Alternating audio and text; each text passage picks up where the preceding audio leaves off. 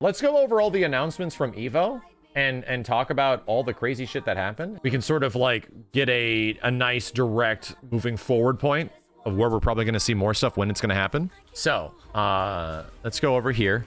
Pop this up. Thanks Event Hubs for putting this together. MVC2 is coming back via an arcade one-up machine with all the other Marvel vs. Capcom games. Cool. P4AU rollback netcode like dropped, like it actually came out. We played this a couple months ago to check out the supers and stuff like that, just because P4AU or P4 Persona 4 Arena was never really a fighting game I super got into because I'm not a huge Persona fan, or P3 or P4 or whatever. So that's great, but it's just great that this is on something other than ancient PlayStation hardware or some shit, and you can actually get it with rollback netcode now. I mean, I don't know if I have to say anything, but if you guys like Persona in any way, or like, you know, traditional BlazBlue anime fighters in some way, Jesus Christ, what are you doing? Go buy it. Umbral Core got a new trailer. There was a little bit of this we talked about on Twitter earlier.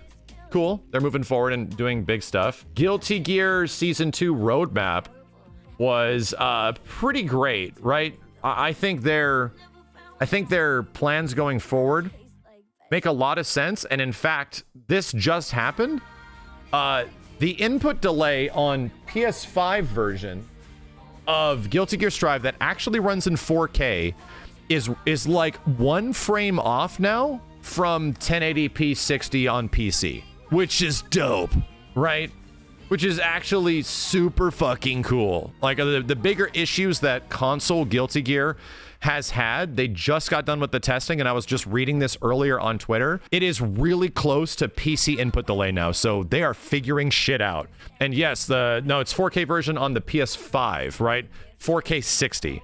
And it's running almost comparable to PC 1080 60. So if you guys have your PlayStation 4 versions, it might be one of the better versions you can actually play Guilty Gear with now, believe it or not. It might be really goddamn good, because the PC version isn't even tested at 4K. I don't even know what the input delay is at 4K 60 on PC. They mostly test 1080. You might be getting the best highest definition version of Guilty Gear with the best input delay. That crossplay beta is happening sometime in fall, and the update's happening soon after, with another new character around this time frame. I will say that like Bridget was the smart thing for them to do, right? Like Bridget was obviously one of the most requested characters in like Guilty Gear history. I remember hearing about it all the time in Guilty Gear Xrd, so I'm really not surprised that they added Bridget. The game is popping off because of it, so that was a really good call. I wanted to obviously talk about it. I wanted to see what Slayer would be like in this game and how they're going to adjust his visuals and look, but I think that'll just happen eventually. So yeah, the one character I don't know if I'm looking forward to at all is like Johnny. I just seen so much of that motherfucker. You know, we'll see how it goes. The other huge news outside of Guilty Gear getting new characters and stuff like that was the fact that Samurai Showdown is actually finally launching. Can we all agree? Man, it's crazy that they've delayed Samurai Showdown for so long. They announced Samurai Showdown in 2018, and we thought it came out in 2019, but it actually didn't. It's crazy. They added apparently all these characters. There was these trailers for it. I played it, but the game wasn't actually out. Apparently, it was in a released beta, from what I understand. So anyway, several years later, 3 years later or some shit, we arrive in, actually, it will be 4 years, around the spring of 2023. Holy fucking moly. That's a long time. Samurai Showdown's finally releasing with functional online. Dope. It's been greenlit. It's been greenlit. Sam Show once again was like a fun game that I never really got the chance to even dive in. I had fun for like a day, but was there ever a moment where I wanted to commit more of my life to getting better at this? Not with that input delay, motherfucker, no. And there's very few fighting games that I'm willing to like grind nowadays. There's very few fighting games in general that like this.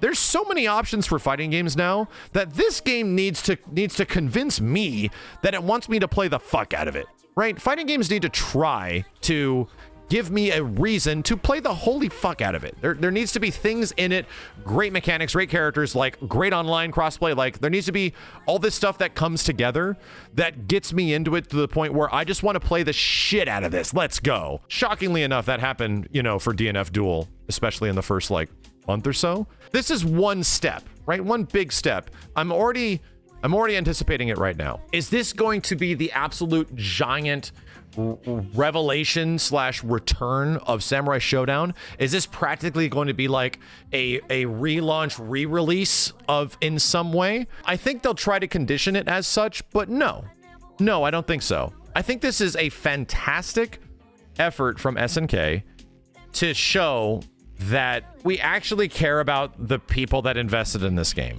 It's something. It luckily is something to show that, hey, if you ended up liking Samurai Showdown in some way and you feel you got burned really hard, because a lot of people did, yeah, this is an opportunity for this essentially to be like that Guilty Gear accent core netcode thing, where suddenly there's a whole bunch of people that come back and we got people to play with. Is it going to sell multiple hundreds of thousands of more units? Is it going to sell millions of more units? Is it going to bring them an absolute huge amount of financial burden? Oh God, we put rollback netcode in. We have so much money, we're choking on it. No, that's not going to happen. In the exact same way that Guilty Gear Accent Core Plus R was essentially given new life to be played online, revitalized that game in an online setting where now like anywhere between 500 to like 1,500 to on the first day, like maybe like 8,000 people were playing it. Still relatively small by any other standard, but for fighting games, a big deal. It's a big deal that there was that many people at least trying out this game in some way.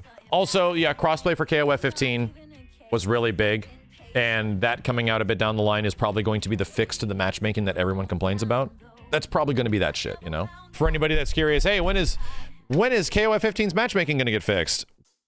Probably not until that patch. So Maria's coming to Skullgirls, and everyone's saying that this is the last boss of the game. Maria was originally included in the game's boss character, the holder of the Skull Heart. This is right over my head.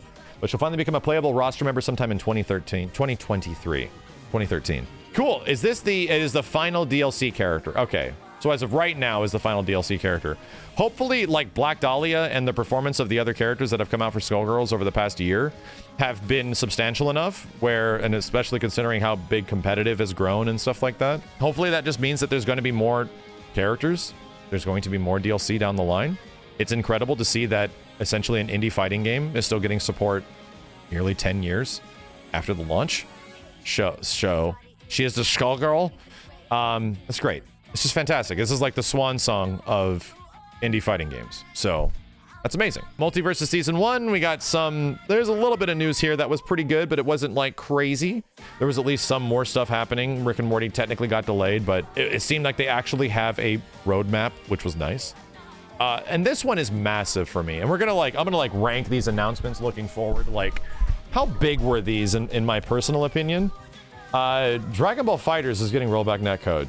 I feel like I should be cursed because of saying that. The other reason, other than the fact that, okay, so it's Arc System Works, they have the resources to make rollback netcode, but here's the thing, this is not an Arc System Works game. They made it, I get you. This is a Bandai Namco game.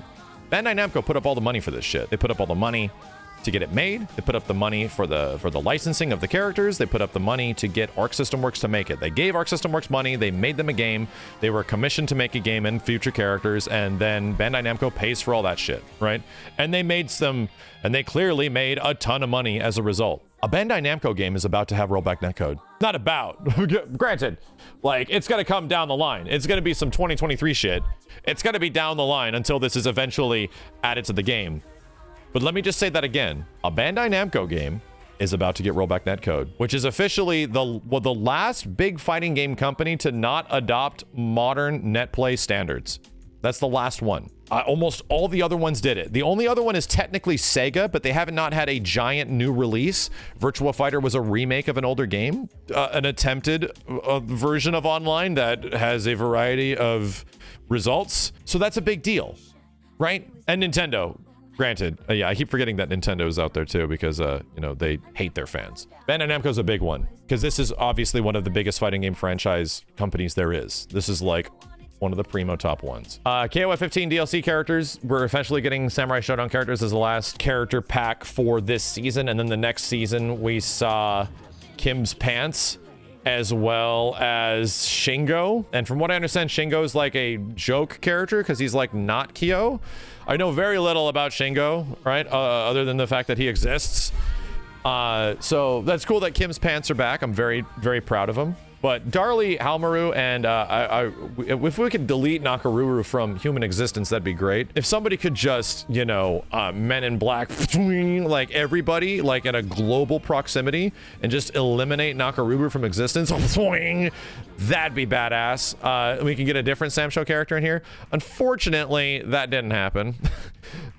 Yeah, so I'm gonna say very little. That she's great, you know, nebulized my ass. Right, it's cool to see that SNK is really pulling from other franchises and stuff. That's cool. I mean, granted, Naka was in 14, right? But I'm really curious to see how Darlie and Halmaru are going to work with Meter and, like, you know, KOF combos and shit. I'm very curious how that's gonna fucking look. So this is some hype shit here. This is very exciting. Oh yeah, and Rock Howard is getting a new game that is eventually coming out. You know, there's just some minor bullshit, you know, just some game called Fatal Fury or something, you know, like a sequel to Gauro or some shit was greenlit. I don't know. It's like, you know, just some boring ass fighting game character that nobody likes. I would love to see SNK's Division try to do something pretty crazy with their visuals in some way, because as much as 15 does look good, it is like in line with what KOF games kind of have looked like for the past couple of iterations. Technically,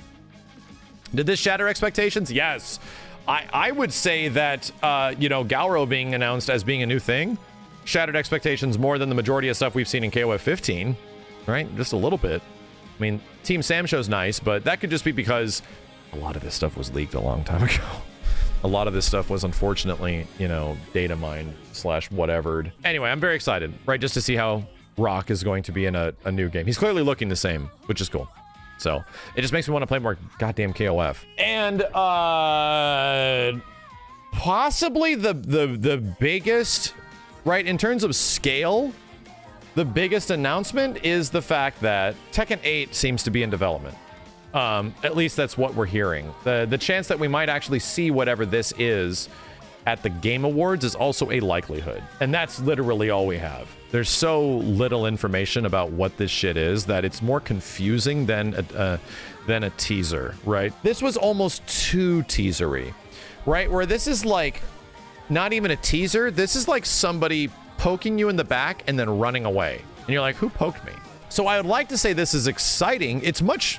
Once again, I didn't think we were even going to get a teaser for, and I mean, I was wrong about this.